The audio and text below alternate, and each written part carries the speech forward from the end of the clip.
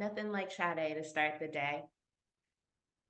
Hello, everyone, and welcome to our 2024 U.S. Black History Month panel brought to you by our Blaccsara ERG group. My name is Lanita Taylor, and I'm a member of the Blaccsara leadership team. Originally conceived in the U.S. almost 100 years ago, Black History Month stands as an annual tribute to the achievements of African Americans, serving as a moment to acknowledge their profound impact on U.S. history. Over the last century, the celebration has evolved into time dedicated to honoring the often overlooked accomplishments of Black Americans across various fields. The Association for the Study of African American Life and History designates a national theme for Black History Month every year. And for 2024, the focus is on African Americans and the arts. This theme encourages exploration of how African American artists have used art to preserve history and community memory, as well as for empowerment. And we've chosen to lean into this theme this year for today's panel discussion. It's worth noting that Black History Month is also observed in October in Canada, Ireland, and the UK, and we look forward to hosting more programming in our EMEA region this fall. On behalf of Blaccsara, thank you so much for tuning in today. I hope you take away something new from our discussion. Now, I'd like to pass it to our moderator, Adam, to kick things off and introduce our panelists. Adam? Hello, hello. Hey, I was so happy to be a part of this panel today, and I'll let you see a little bit of what we think is a great showing of some of the artists that are very close to my heart. So again, my name is Adam Haywood. I am a member on our sales engineering team here at Samsara. I'm based in Atlanta, Georgia. And I'm really looking forward to our event we're hosting today. So thank you for all showing up here. Greatly appreciate everyone coming through. I just want to give you kind of a little bit of an overview of what to expect for the panel today. So again, we got about an hour of time, so hopefully got a lot of great questions. Everyone, feel free to bring them to the table as well. We will have a Slido, so if you do have any questions that you'd like to ask the members of the panel, feel free to wait until that portion of the show, and we'll put up a little QR code that you can scan, and as well as some information on that. And of course, this is our time to celebrate Black history. It's a great chance to kind of get some insight on artists specifically that are doing this work of creating Black art and Black history in itself. So really excited again to bring that to the table. And again, our panelists are coming from all around the country here. I just want to let them introduce themselves. We're first going to start with a good friend of mine, Dan Gilstrap. Dan.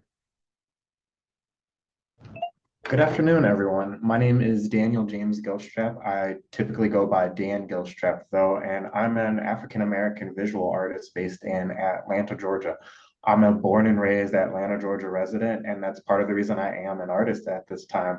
A lot of the people that I grew up with worked in the arts, and they had artistic programs that I got to be a part of as a child. And it kind of just helped me build a rapport within the arts and helped me learn a lot about just different things in the arts. I grew up with playwrights, I grew up with illustrators, and I grew up just with a lot of different members of the Atlanta Black arts community. And that kind of led me down a career path of just becoming more interested in it. Initially, I had studied film and worked in film and television, but in the last few years, I've been doing a lot more work as a visual artist and as a painter in the city. How did I decide to become an artist or what I work on? It's been developing over the last few years. Initially, I was very interested in trying to express my own identity and trying to express the multitudes and layers of my own self. But then I recognized that there's just a decent amount of similarities in the experiences that I was going through, as well as people within my community that I didn't give credit to while I was growing up. And as I got older, I recognized that it might be a better idea to put a spotlight on the individuals around me as a subject matter. And for the last few years, I've been alongside just painting abstract expressions of how I feel as I'm getting older and going through life, just portraits of the everyday Black person, people that kind of been lost to history. And I'm trying to figure out sort of a timeless effect with my paintings and my work. As far as being Black and being an artist and how it's informed my work, it's a decent informer of my work. I spent a good amount of my time not letting it inform my work or my life. And then I went to college and I studied African American studies alongside film, and it was very dramatically changing of my life. It went from a very individual sense of self to a very communal sense of self, and I recognized how much of what I thought was a very original identity was just a lot of people had poured into me, different aspects of themselves and things that they hoped to honor and highlight. And I just picked up on a lot of different things that the world had to offer to make me me. Thank you for your time and for having me here to speak today. Awesome. Really appreciate that, Dan. Again, this is we have Dennis here that will also be introducing themselves. So Dennis, you can take the floor. Hi, everyone. My name is Dennis. I'm from Brooklyn, New York, East Side.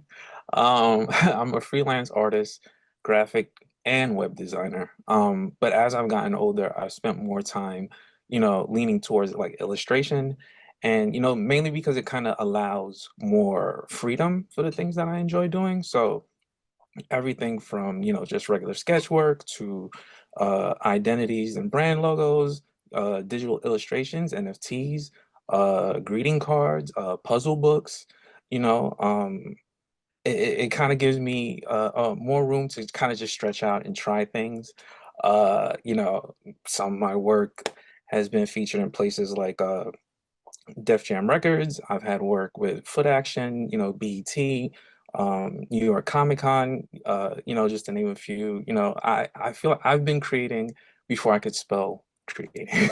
I've been doing it for such a long time that it's ingrained in me. It's just how I get to express myself, and share my world with, everyone else. So, it just gives me a chance to kind of spread my wings and do things the way that I enjoy doing it. And I couldn't see myself doing anything else, to be honest with you. Uh, that's me in a nutshell, nice to meet you all. Thank you, Dennis. Greatly appreciate that perspective. Again, we are all a reflection of the art in the world of us, and as well, what we see and create is a reflection of the world thus far. Going into our last panelist, we have Professor Okantah. I would like him to introduce himself, and then after his introduction, he's also going to share a poem with us to get us started into our Q&A session. Professor, feel free to take the floor. Thank you very much. It's an honor for me to be here. My name is Mwatabu Okantah. I'm a professor and chair of the Department of Africana Studies at Kent State University.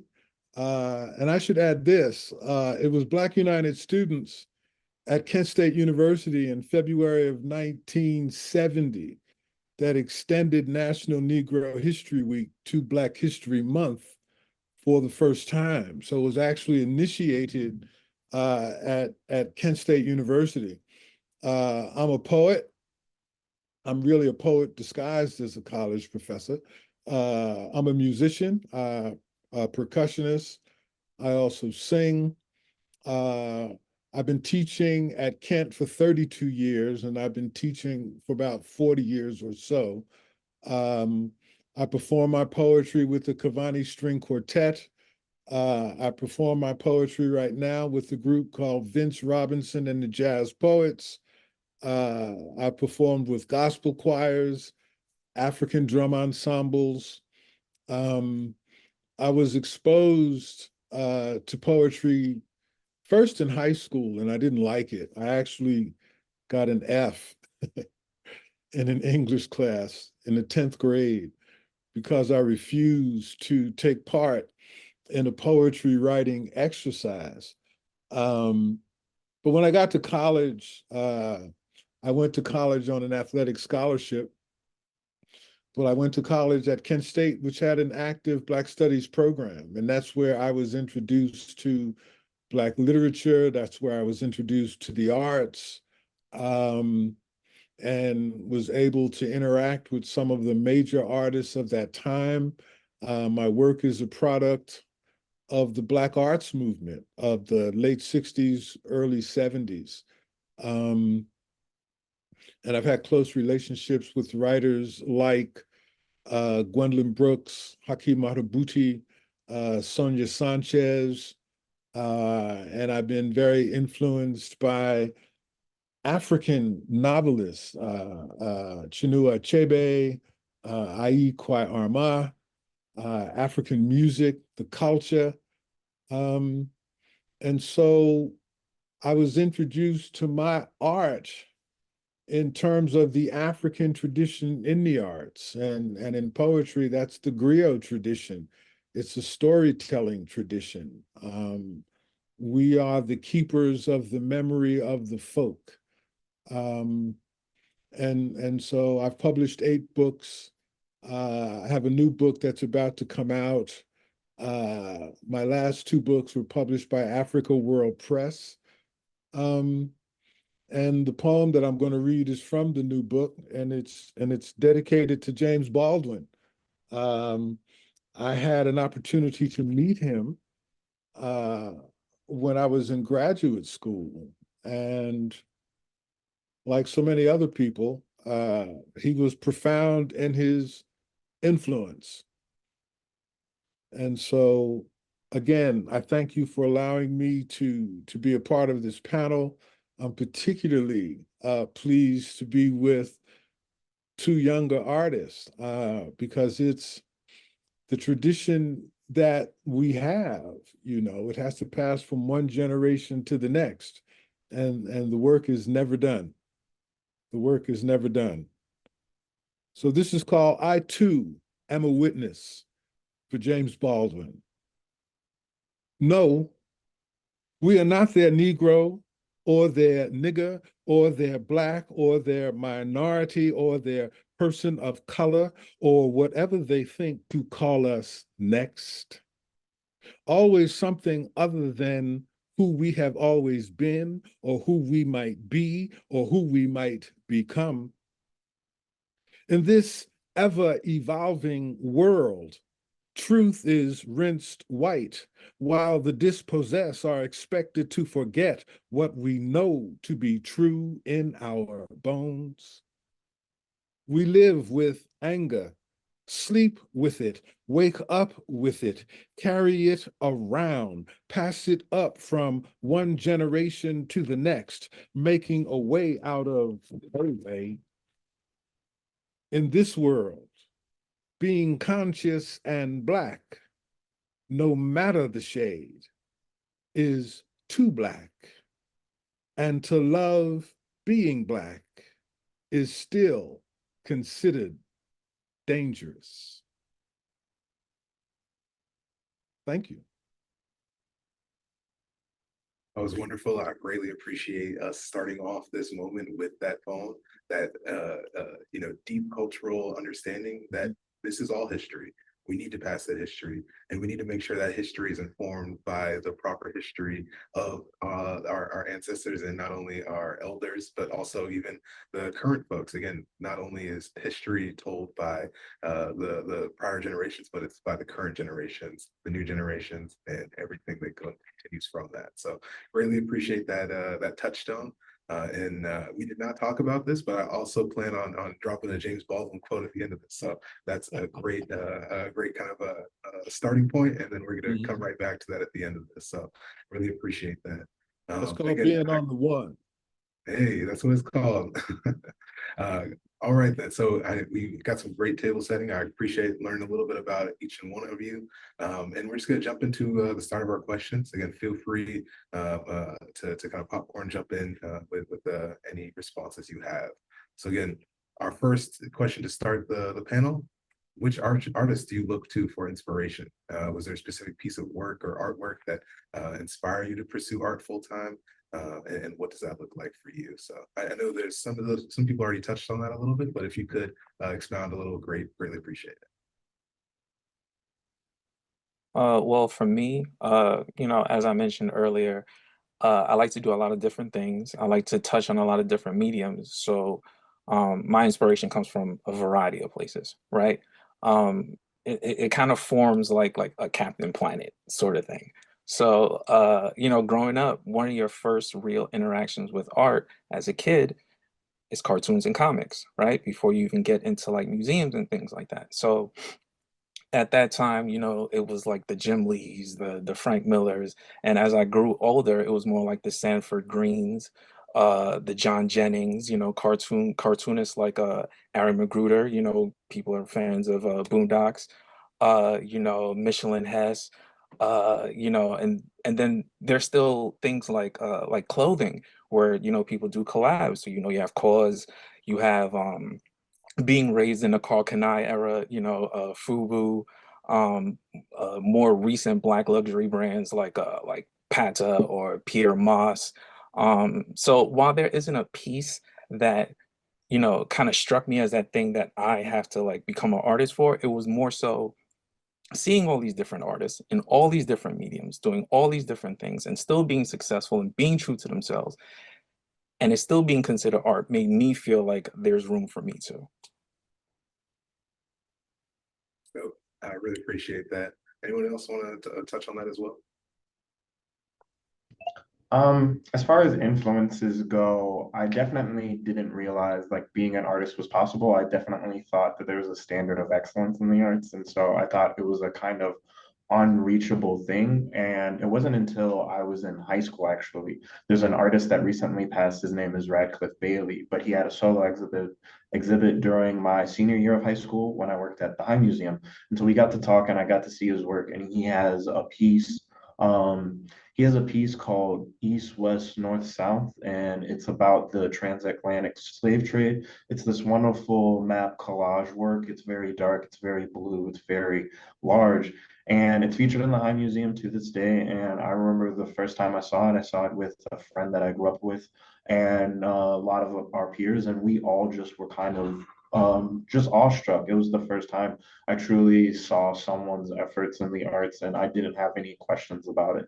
But also similar to what Dennis said, cartoons definitely influenced me growing up and definitely influenced my interest in the arts. And it wasn't until I got older that I found out that there was this artist named Dwayne McDuffie, and he was a Black artist that had kind of a hand in all of my childhood, it turned out. He was an illustrator whose work was the main thing that he might be known for is his work with Milestone Comics and Static Shock. He was one of the main illustrators that kind of helped come up with that. But he had a hand on everything from Batman the Animated Series to Justice League to later on shows like Ben 10, things that I watched with younger cousins of mine. And so when I got older and found out that he kind of had a hand in everything, it kind of gave me that kick in the pants that if I really figure out what this kind of stories I want to be involved in and share, then I could really do it. It's really more possible than kind of thinking it's this thing that's kind of unreachable. Well, this is amazing. I was introduced to the arts in a way that was very subtle in the sense that I didn't realize I was being introduced to it. I grew up in New Jersey, in the New York area. My parents took me to see The Great White Hope with James Earl Jones when I was a teenager, and it just blew my mind. It just opened me up to a whole world. But I was more into sports, although I grew up singing at church. I played percussion in the band and in school. I went to school on an athletic scholarship, but I got injured that first spring. And while I was injured, uh, one of the graduate assistants that I met gave me a copy of Richard Wright's novel, Native Son, to read. And it blew my mind. Again, it opened me up to a world that I was just not aware of. And it really introduced me to the power of words, storytelling in a way that can transport you out of your own reality into another reality. She gave me a copy of the autobiography of Malcolm X to read. And once again, it opened that vista even wider, being exposed to the work of Gil Scott-Heron in terms of music and poetry, The Last Poets, a poet by the name of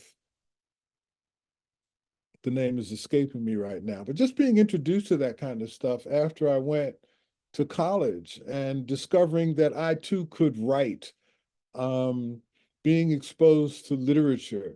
I had an opportunity to meet Gwendolyn Brooks, and I knew who she was.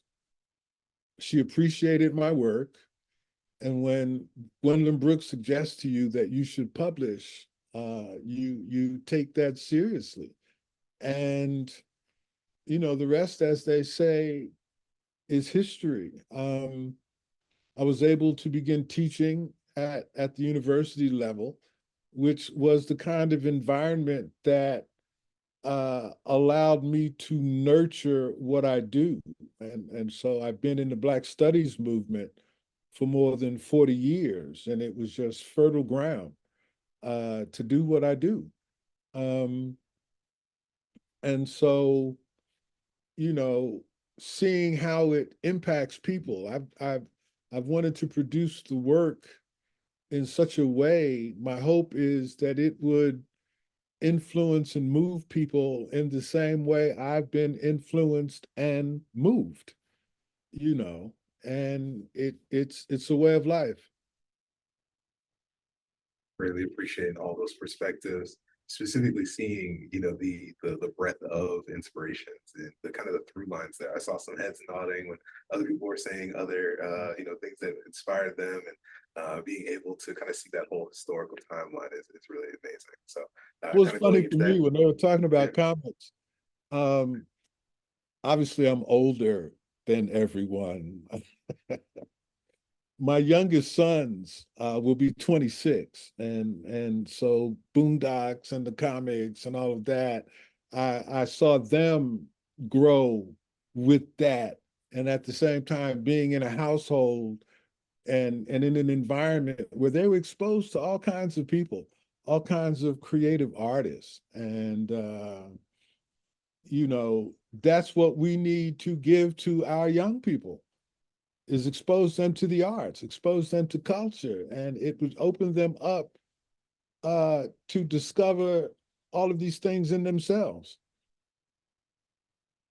100%. And actually, leading into that next question, that's a perfect little segue. How do you, you know, go to determine the theme or subject matter in creating a new project? And how does that, also the perspective of being Black, bring in that new theme and that new subject matter? What does that kind of culminate in? And how does that shape your work as far as, again, the getting to that hump of, again, creating something, but then also doing it as a Black person in this world? I mean, Well, it's organic. A poem will discover me. I may not even be looking for it, and it'll just come to me. You know, people, things people say.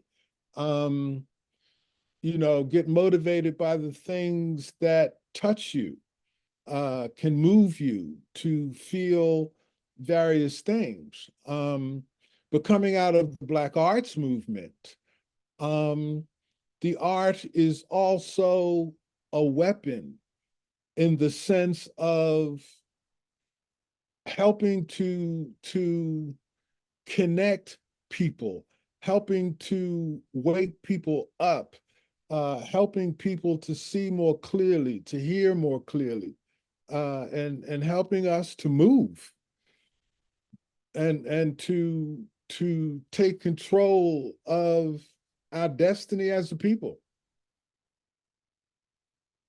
So,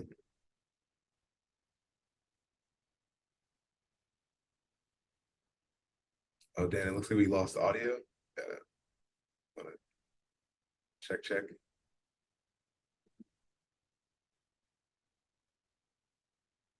Let's see if we can get that sorted out. I don't think we can hear you. Dennis, if you want to hop in while sure. we kind of. So for me, as I mentioned earlier, you know, I kind of started with a graphic design background. So I kind of approach it from a problem solving perspective, and it depends on who I'm working for. Like if it's for someone else, you know, if it's a client or something like that, then it's more so, you know, following guidelines and still adding a little flavor to it. But at the same time, if it's for myself, then it's more so the theme exists before I do anything, right? Before I put ink to paper, because it's like writing an essay. You don't usually come up with the theme of the essay 4 pages into the essay. Like, what you're about to write. It's more so the subject is the destination, right? So it's more, where you're going, you just need to figure out how you're going to get there, right? So, in terms of art, it's more so, is it digital? Is it charcoal? Is it marker? Is it pastel? Is it small? Is it Bristol? Is it a large poster? Like, you have the idea of what you want to do. You just have to figure out how you're going to do it. And it kind of ties into earlier what I was saying about like cartoons and their influence on me. Perfect example of that would be the X-Men, right? I know this is kind of nerdy, but the X-Men works because it's geared towards kids, with the powers and explosions and all that, but it's also geared towards adults if you watch it again as an adult, because of the underlying themes of like social injustice and, accepting people of different creeds and colors and, all the things that they can do. And when I create, it's more, I approach it from that perspective. Like, I want my art to be, it looks fun, but when you take the time to pay attention to it, it's saying something to you. So it's kind of like a Flintstone vitamin, like, it's digestible, but at the same time, it's good for you. Like, it has what you need, but at the same time, it's fun. I guess that would be the best way to put that. When it comes to being Black and having like a unique perspective, I'd say Black people as a whole shift culture. That's undeniable, right? Like, whatever is determined to be cool, it starts from those rural areas, the inner city environments, neighborhoods, then it blossoms and blooms into, pop culture and things of that nature. But it comes from a place of purity, of pain, of passion, even friendly competition, it's what gives you that flavor. It's what gives you that visceral, that real. Like, when you think of like the professor was talking about earlier, he's a poet. When you write, I'm sure when he writes things, he wants a reaction. He wants you to feel something, right? So even as a kid, when you show up to school with your new sneakers, you want people to go, oh, or when, your friend who like writes rhymes or something, he wants you to go, oh. So when I create, I want you to see my piece and go, oh, like, regardless of what it is, I want you to feel something, So being Black, all that's in you because you grew up that way. So having that from a kid to an adult, it doesn't change. You still have that mindset of creating something that means things to people, and you still want to get that at the end of the day, 100%. Hey, you got that thing on. I feel that. Dan, I think we got your audio working now. You want to say your piece? Check. Don't think we're getting it through still. But we'll pop back to this question and definitely get you. Can you hear me now? Oh, yeah, there we go. We got you now. All right, perfect. I would say that to piggyback what my fellow two panelists have said, I definitely think of art as a life activation tool. It's definitely the thing that it's very corny to say, but Earth without art is It's the human experience is so much more enriched and noticeable when you have art around you to kind of help you. It's not so much about articulating what you're going through, it's just about observing what you're going through and sort of like letting those observations to help you develop over time. Similar to how the professor talked about, art is the thing that opened me up at the end of the day. I don't know if I would have developed into a kinder or like a more like considerate human being if not for the arts at the end of the day. I think observing people's opinions about life and hearing what people had to say about the life experience through the arts definitely helped me become more honest with myself about what I was going through with life. And then from there, since it helped me, I definitely recognize that it's kind of a wasted opportunity to be an artist and not try to reciprocate that to the audience. It's definitely about challenging the audience, and it's definitely about challenging the viewer to kind of grow up at the end of the day. I do think that art should be great and excellent, and it does demand that of you. And I think that all of that is informed by my experiences as a Black person. Similar to the professor, although kind of in a reverse sense, I feel of myself as a decently artist and creative person, but I have a very sports loving family, and I have a family that's very passionate for athletics and competition.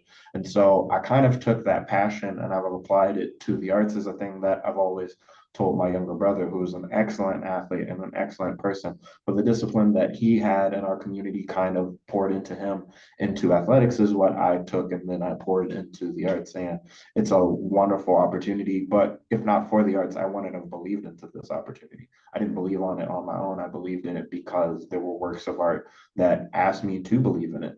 I know that we've mentioned him a lot today, but James Baldwin, there's a collection of his work. I think it's called The Devil Finds Work.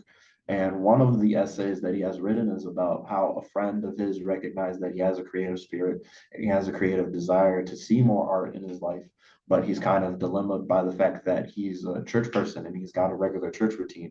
And the friend tells him that he has one of two choices. He can go to see a movie with him on a random Sunday, or he can go to church again. But if he goes to church again, he loses his friend. And so James Baldwin ultimately decided to go see the movie, discuss art. And it didn't change the fact that he was seeing himself as a Black Christian, but it did change his life. And I think things like that, had I read it when I was younger, would have made me a very different person. But I read it in my 20s, and it definitely helped me commit to the arts and commit to taking the arts seriously, if only for the fact that it helped me get through the day. One thing I want to add, I mean, it's just occurring to me, although it's obvious, because I'm a poet, I deal in words. And I see myself as a storyteller. And we are people in many ways disconnected from our own story, our own stories, and, simple things like they didn't bring slaves from Africa, they brought Africans. And so I wanted to know, who were these people? Who were they before they became slaves? What did they bring with them? And that opened me up to the power of the culture. It opened me up to becoming comfortable with my Blackness. We come from a people, we didn't even call ourselves Black, and so there's so much to learn. And so in my work, I'm attempting to reconnect us with our stories, and hopefully people that read my work, hear my work, it moves them in such a way that they recognize each one of us have stories to tell, and we need to tell those stories. I think as artists, no matter our medium, we've been gifted to express and connect with all of those things, those thoughts, those emotions our people experience and feel and struggle with, but may not necessarily know how to articulate.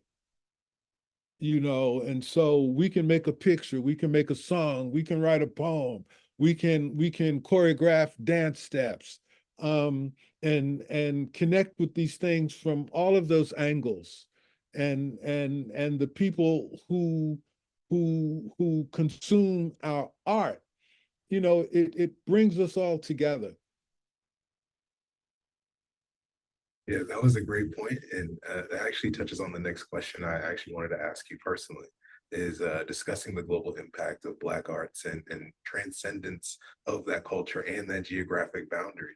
I know personally, just wanted to kind of touch on that, what you mentioned practicing ATR or African traditional religions, you see how much of this through point there is from some of these original religions that took place on the continent and kind of continue on. You seeing the song, the dance, the art that's incorporated in religious practices, and then seeing that recontextualized in modern ways without even maybe a direct understanding with that. So something I think is really cool. But again, if you would give us your opinion on again that transcendence of I think cultural our art has always had a global impact. In the Harlem Renaissance, Langston Hughes, Sterling Brown, Zora Neale Hurston, their work was translated. And people like Leon Damas from Ghana, or Leopold Senghor from Senegal, Aimé Césaire from Martinique, read that work translated into French in Paris, and it inspired them to create a movement that came to be called negritude. One of my professors teaches a hip hop course. He gave me a documentary to watch not too long ago called The Furious Force of Rhyme. And it showed the influence of hip hop culture all over the world, all over the world. And what was very noticeable to me is young people using this form. They were not using it to imitate so much as they were using it to express themselves in the moment in their own environments. And then they were inspired by our story. It's like the African American struggle has inspired Africans and peoples of African descent worldwide.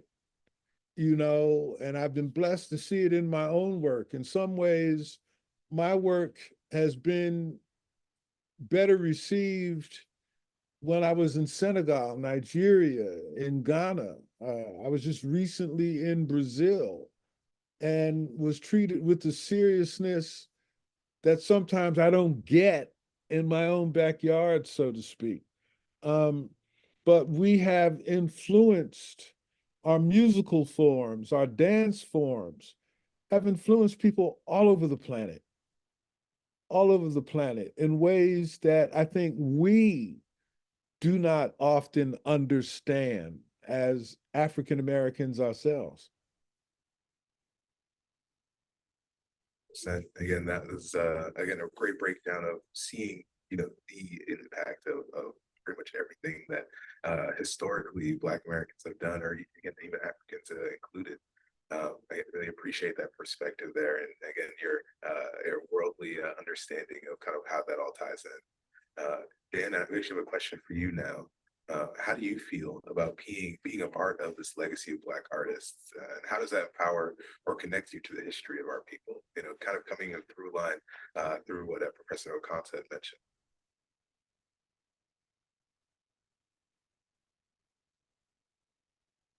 Oh, it looks like we're having audio issues once more.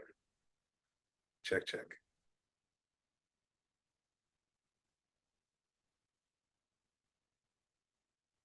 Can you hear me now? We got you. Yep, yeah, we got you now. I gotta rejoin every time the audio. Anyway, I would say that yeah, the legacy of arts and how I'm connected to it, it's definitely by choice. I definitely feel like it's the artist's choice to recognize that they are a part of the history that they are a part of. It's definitely been a choice to do more work, to know about the work that has been done, to know what work should be done, if that makes sense. It's like I definitely spent a decent amount of my youth being like, what's going to be the next big idea. And part of the reason I felt that way is because before I was a visual artist and like a committed visual artist or a filmmaker, I did stand up in high school, and I was trying to be the next Richard Pryor. And I was definitely studying a ton of comedians and listening to a ton of messages about like the human experience more so than like thinking of it as the Black experience. And it wasn't until I got older that I recognized I was doing kind of like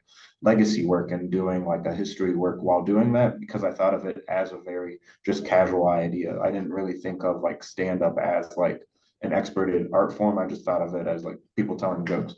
But that's the entire thing. I think once you do the work to recognize the efforts put into making the arts that you enjoy, then you recognize that you'll have to continue that effort in order for it to be sustained. You can't just expect for great art that inspired you to just kind of like pop out of nowhere, which is a debate that I have with a friend of mine all the time, because the thing that he likes to say a lot is that we should just be free to enjoy work. And although I do think we should be free to have fun and play, I do think that part of the reason that we do get to enjoy the work we do is because it's work at the end of the day. It's craft, and it's definitely something that once you look at enough art and once you dive into it enough, you can recognize that you also have to kind of rise to that occasion, I guess. Yeah, definitely. It's definitely important. Great points there all around. And then to round up this section of our questioning, Dennis, I have a question for you personally. How do Black artists ensure the legacy of their cultural heritage past? Again, how does that look like as far as mentorship, or how has that maybe touched you as far as passing on that cultural heritage? Okay, so good question. I think it's bigger than just the artist, right? I think it's community in general. It's you know, because you can create a piece, but you still need a place where this piece can be seen, it can be discussed. It's kind of like what we're doing here today. It's like the professor mentioned earlier, like, you know, having places and showing people, you know, giving people a place where they can learn about these things as a community, you know? And the artist's job is to kind of push along and share that culture to people that may not have known some of these things. You know, the same way cartoons influenced me as a kid, and he was able to see that with, you know, the Boondocks and see how it affects me and Dan, allowing us to be able to do that for like the next generation and so on and so forth, and continuing to pass that down. You know, but also, you know, creating work that resonates with people, right? Because perfect example would be everyone likes a good song. I know it's a little random. Everyone likes a good song, right? But everyone loves a song that they can relate to and attach a memory to. Everyone in here has a song that once you hear it, it takes you back to a certain point in time that, you know, either physically or emotionally or mentally, like it means something to you, right? So that kind of ties into the idea that, you know, just humans are emotional beings, right? And so the best way to create something that will stand the test of time, you know, that'll be able to pass on to other generations, is to put out work that resonates on that level, because emotions, they exist, you know, outside of time, outside of race, outside of gender. Like whatever you create, if you create something with emotion, people will feel it five five months from now, 5 years from now, a decade from now. It'll never change because emotions are immortal, right? Like anger, joy, sadness have existed before you, and they will exist long after you go, right? So it's more so, you know, creating something that creating your song, right? Whether it's actual music or art or whatever the case is. In terms of mentorship, however, I feel like that's important just because experience is important, right? Uh, if you're now starting out, there's someone that has done what you've done long before, you know, you've even decided this is the thing that you wanted to do. They've been there, and that guidance is, it's, you know what it's like? It's, again, I'm sorry with the random references. It's kind of like a Thank plane, you coming. right? Like, yeah, like it's kind of like being in a plane. Like you don't just send somebody up there and say good luck. Like you have a co-pilot, you have people checking altitude, you have people checking speeds. Like your mentor, the point of your mentor is to help guide you to wherever it is your destination. You choose your destination, but their job is to help you get there with as few bumps and bruises along the way as possible, And yeah, that's really what I was trying to get to. Really appreciate it. And no, I think even this panel itself is kind of a bit of that, is where we're coming together and again trying to bounce ideas and kind of speaking our truths and having a place where we can kind of guide those thoughts and hear people of similar mindsets. And again, reasons why we love hosting something like this. So we have our last set of questions here. I just want to, again, kind of touch on some things for the audience to kind of take away as far as kind of the conversation. I'm actually going to start off with, again, Professor Okantah. You had mentioned the cultural influence of so much of Black art, but such a really important topic in this is again, kind of distinguishing between cultural appropriation and appreciation, and kind of what that looks like, and how context can be so important to that topic. If you'd like to kind of give us a bit of idea of where you're coming with that, I'd greatly appreciate it. One of the courses that I teach, I call it Black Music Revisited. And what I attempt to do, it's a music appreciation course.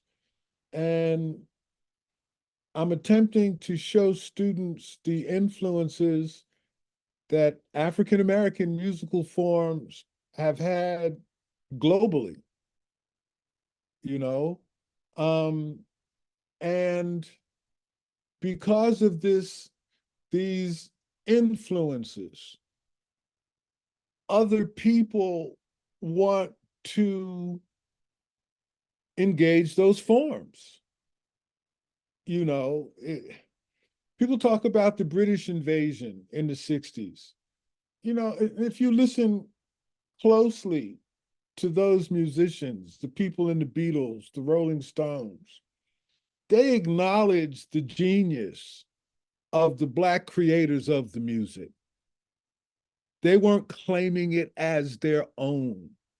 They were very open about having been inspired and wanting to take those forms to express themselves, and I think that's the appreciation part.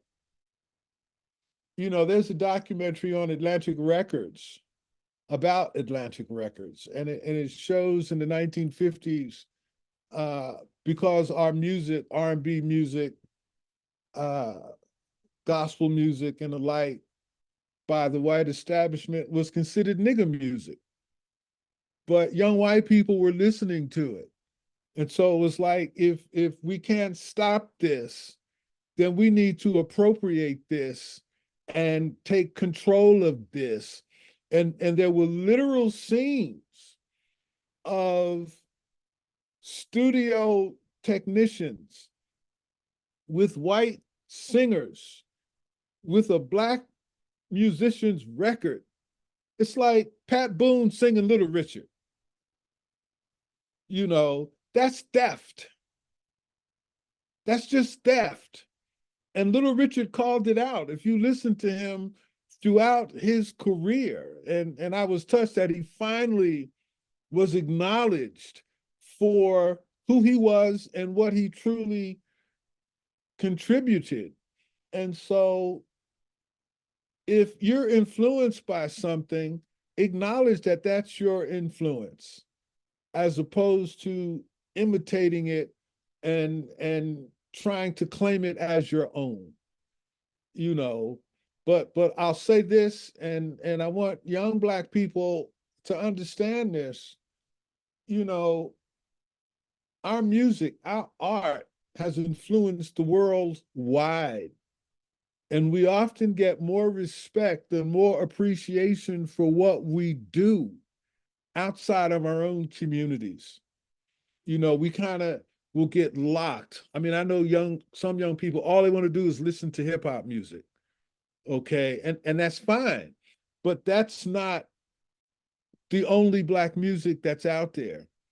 And a lot of the hip hop musicians that they're listening to, they're aware of that.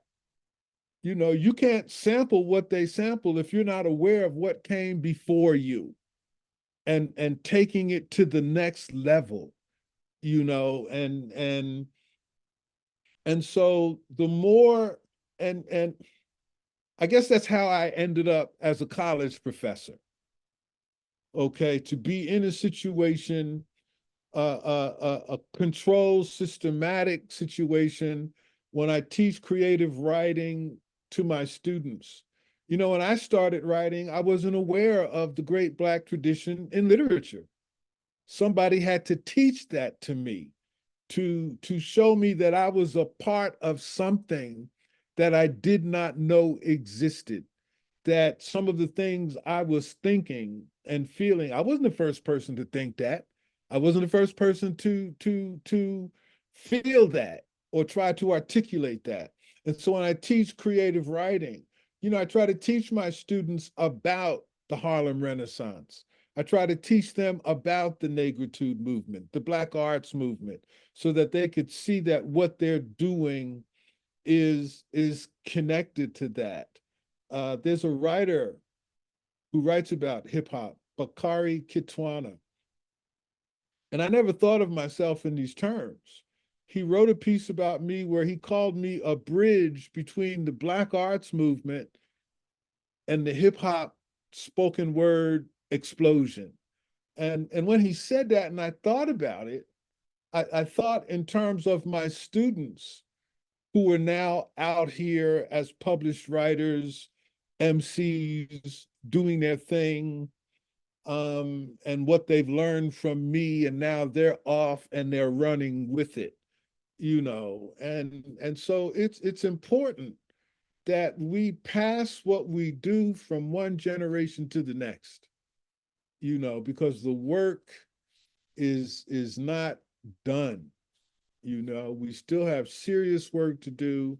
It's a spiritual thing for me. Our people need healing, you know, and through our art, we can help our people heal these scars and these wounds on our bodies, on our minds, on our psyches.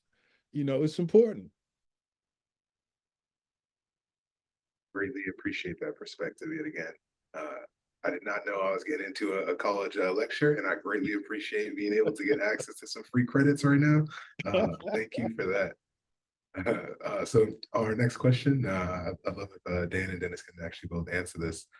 This is more so about the future of art. You know, where is it going right now? How do you feel it's kind of moving as far as technology, AI, NFTs? You know, how do you see it kind of shaping what we call art in the future? If Dennis, if you mind hopping in and answering this first. Sure. So I'll try to say this without ranting. So I do believe that technology up until now has played an important role in art, right? Advancements with, you know, like tablets and, you know, apps like Procreate, you know, like have pushed like art forward in a positive way. But at the end of the day, they're still just tools, right? You use that to showcase different ideas, and that's good. Because you know you can open doors that were probably like red tape before. Like now you can like animate a whole short film on an iPad, right? Before, like many moons ago, you probably need like a studio and a budget and, you know, like a whole team. You can literally do this from your living room now, right? Mhm. um and what makes an artist is like life experiences. So when we're talking about AI, you know, like if art is about life experience and the human experience, AI kind of feels like Icarus flying too close to the sun. You know, it feels like, you know, it's trying to mimic that, but it can't actually be that. It's like a mirror reflection, right? The mirror is still you, and it can copy. It's a perfect reflection of who you are, but it's still soulless. It still has. It doesn't have those experiences, those nuances, those references, those things that make the art come to life. It doesn't have that. Like it, you could only. It's not the same as, you know, programming, typing in a prompt and then creating a picture. Like it doesn't mean anything. It has no feeling. It has no soul. You know. So, you know, from an artistic perspective, I'm not a fan of AI. But also from a business aspect, you Mhm. know, it's more detrimental because it kind of saturates and belittles the art, you know, because you think of, at least in my experiences, especially with like a graphic design background, as technology has moved forward, everyone feels they can do it. You just pick up Photoshop and like, now I'm an artist, right? And it hurts the craft that way, because now if all you have to do is just type a sentence in a prompt and you have a full-fledged painting, like, people don't, it doesn't feel like, in the long run, traditional art is going to be valued the same, because everybody can just, everyone who feels when they go to like a museum and you see a piece and you say, I could do that, like, that's easy. Now it is easy, so it feels like I said earlier, it's flying a little too close to the sun. I prefer when you have tools that you can use to enhance your ideas, kind of like the professor was talking about earlier, about having ideas and sharing it, and the artist's job in that process is to bring those ideas to life for people. But now, if it's just AI just kind of piecing things together, it doesn't have that same feel. It doesn't have that same soul for me personally. Totally understand, and yeah, greatly appreciate the perspective there. And Dan, if you would like to weigh in yourself, I'd love to hear it. Can you hear me? Super. So AI is a very interesting transition in artistic history, especially for us as Black artists, because AI gives people access to being able to easily make art that echoes the final product of Black art, but doesn't necessarily have the effort that it takes to make said art. And that's kind of the current dilemma we have right now. So there are a lot of people that can get the final product of art without having to consider the character of the art that they're receiving or what it takes to make the art that they're receiving. Something that I think about a lot is that last year there were strikes in the film industry. And when people were talking about AI, a lot of people were saying that AI can't write scripts because AI doesn't know like the ins and outs of the film industry. So like if you were to tell AI to like write a party, AI might think that you can film a party scene that involves like doing a pool scene. But anybody that works in film knows that it's impossible to do a film scene because you have to do reshoots. And in order to do reshoots, you would have to take the actors that have just jumped into the pool and then get them to just redo everything that they've done. So right now we're kind of in that dilemma where the audience doesn't recognize the efforts that it takes to make the art that they receive, that enriches their art, and they don't know the efforts that it takes to even make the AI itself. I think the one thing that a lot of artists feel angst and anxiety against AI art is because that their databases and the people that have made them based on collections of art, history, information, and they're basically just receiving your input and giving it back to you what you've given them. So like you can type a prompt and then they'll give you something based on that prompt, but it's just based on what you're giving it. And I think that that kind of takes away the magic and the spark of art, which is the journey. I don't think that you can just instantly have great art. And I don't think that, although that I am against AI, I'm mostly against AI because I haven't seen it used to do anything that proves the merit of AI. Like AI doesn't benefit me as a person or as an artist because AI doesn't stop me from being human at the end of the day. AI can't prevent me from being distracted. AI can't ask me to put in more effort. Only I can do that. And once I do that, I'll ultimately make better art than AI. AI can kind of shortcut those things, but it can't sort of like enhance the efforts that I would give just based off of naturally living and naturally going through the efforts of making the art I make. And right now, artists are fighting to get people to recognize that. Or context Oh, for and on one other note future. on the AI subject, AI is extremely expensive and ridiculous. So I know that Dennis mentioned that right now we can access like great tools like Procreate. So Procreate is $10 to $20. I know originally it was 10. I think it might have increased, but $20 one-time payment. A lot of AI services, in order to get the images that you're providing, ask for consistent like subscription-based purchases. And so like you only get one image for like $20 and stuff. And once you end up putting in enough money to get the image that you're looking for, you might as well just pay a real person. Wow. Greatly appreciate that. Again, I know we are kind of short on time here, so we're just gonna finish off with one last question. Looks like we're not going to get to the audience questions, forgive us. But again, if there is any additional questions that people would like to ask, feel free to reach out to me or the rest of the Blaccsara leadership. We can definitely, reach out to the panelists here and get some follow-up if they would be so, they would so indulge us. But again, to wrap everything up, I'd like to ask one final question. Again, I want to try to keep it to about 30 seconds to a minute. But what advice would you give someone who doesn't feel that they are creative, but would like to be more artistic or to like to feel that spark? What would you tell them? In Africa, the singers and dancers lead the singing and dancing, but everybody sings and everybody dances.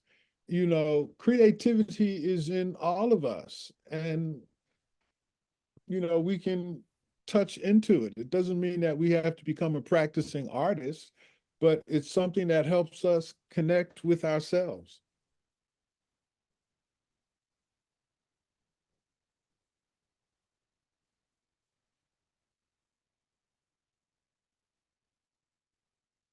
So we're not getting your audio again, Dan. Dennis, you want to hop in the meantime?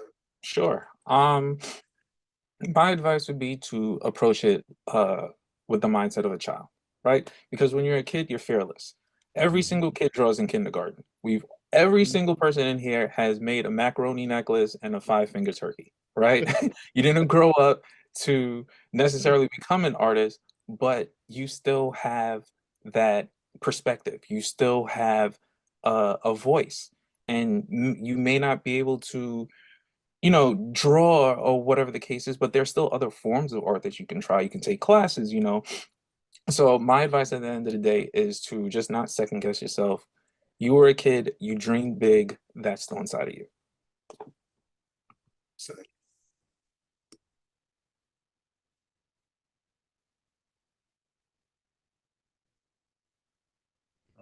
Hi, everyone.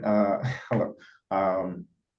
I would say that everyone can be an artist, and it isn't something that is going to be easy to believe in or recognize, no matter where you are in your creative journey, or even to just recognize the value. You could spend a lifetime giving it everything you've got, and it still could feel like there's a mountain to overcome. And I think more than anything in the world, it is worth going on that creative journey of development, no matter where you go along that journey. Just taking that walk, I think, does enrich your life and make living a better experience. and again, I want to thank all the panelists for coming together today. This was incredibly insightful. I'm looking forward to kind of mulling over some of these ideas that we talked about today, and hopefully all the attendees are thinking the same. So again, this is recorded, so again, we can send this out. If you missed it, tell your friends. They should definitely check it out. But again, that was our final question. We're going to have a link to a feedback survey if anyone has any kind of feedback that they'd like to us to iterate on.